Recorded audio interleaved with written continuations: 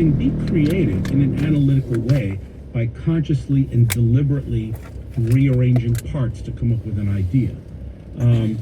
That said, if you reduce that frontal lobe activity one way or another, some people naturally have less frontal lobe activity, or if you're tired, or maybe you've had a drink or two or something like that, frontal lobe activity can diminish.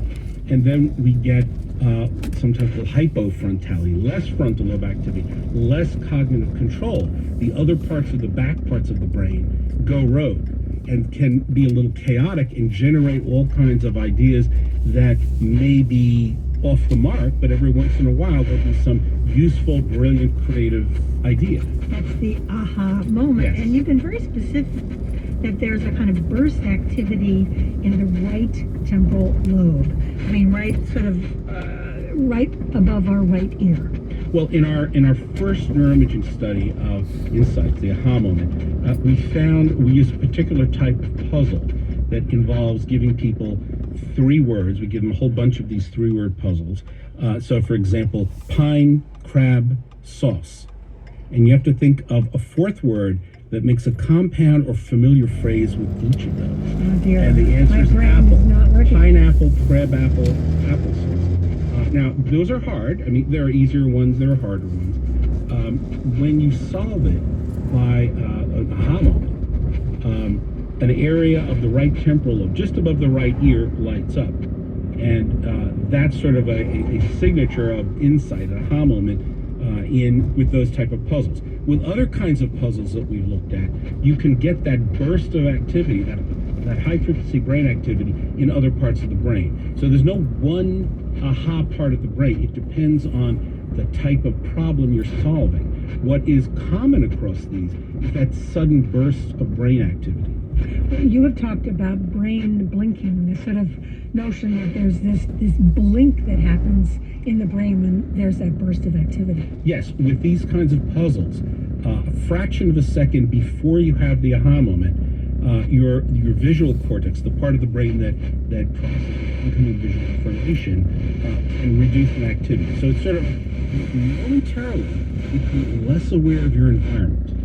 And that cutting off of the senses that are distracting is what can allow this unconsciously activated idea to bubble up, to burst into awareness as an aha moment.